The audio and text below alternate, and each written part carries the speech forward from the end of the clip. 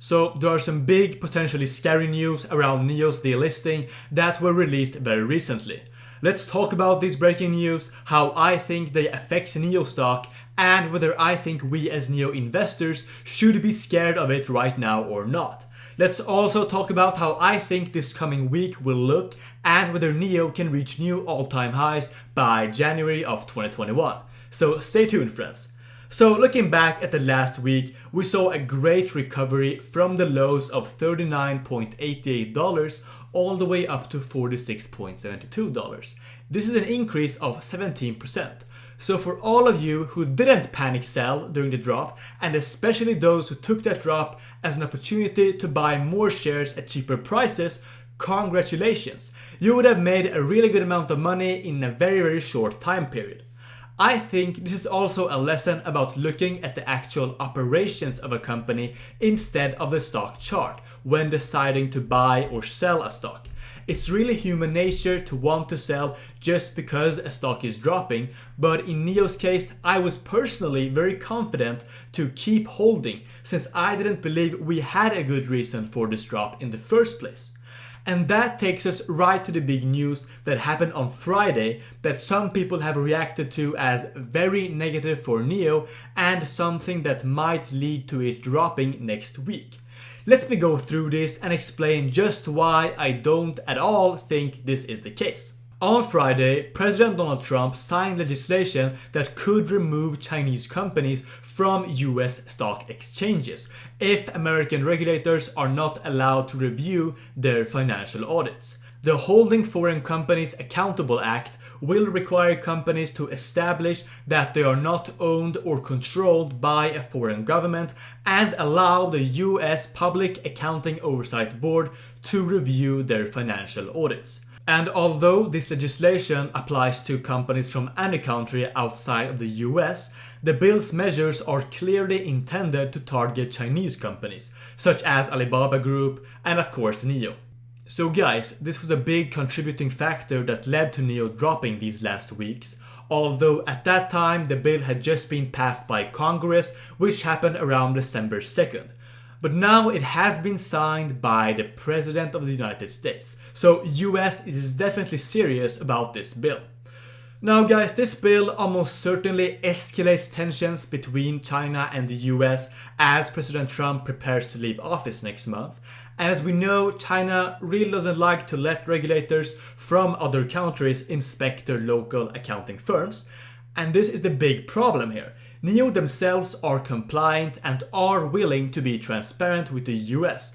But the problem is that China is stopping the auditors of NIO from being transparent, which has led to this whole thing. I have read people saying that the fact that Trump has now signed this bill will lead to NIO really dropping again next week.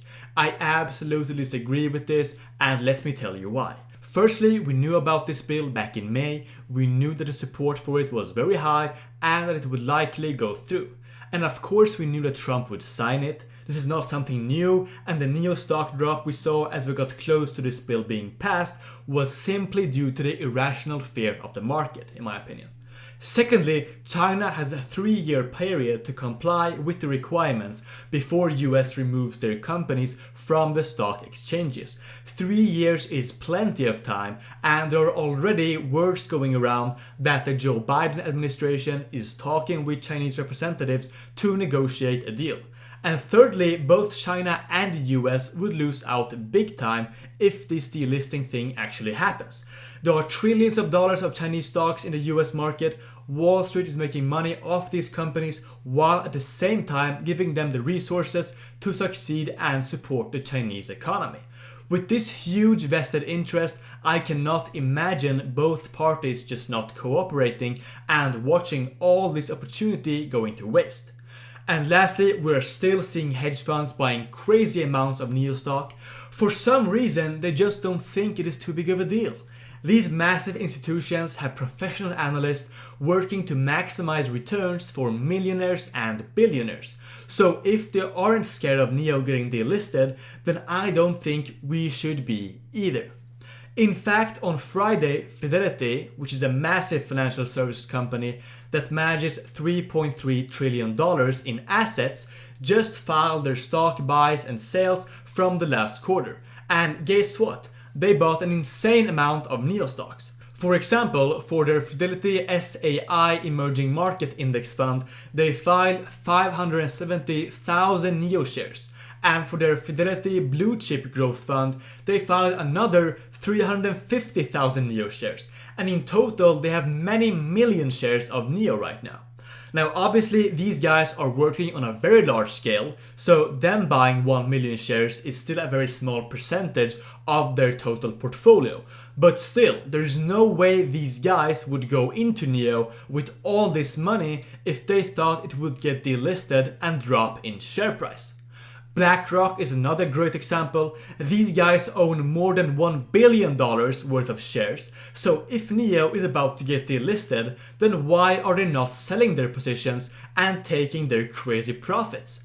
Instead, they're doing the total opposite and buying even more NIO shares. Now, it will be interesting to see how the market will react to Trump signing this bill, but if this leads to NIO going down next week, I will definitely take that as just another buying opportunity. So how do I think NIO will be moving this last week, and will we hit new all-time highs by January of next year? The 17% growth we saw last week shows that NIO has great momentum right now, and especially because there weren't too many catalysts leading to the growth.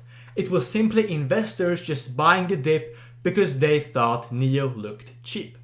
So the short-term sentiment definitely seems to be bullish right now, and I personally think that next week should look good for us. And for January of next year, we will be seeing NIO announcing a bunch of exciting new things on NIO Day, and December delivery reports will also come out very soon. And I'm expecting great things of that as well.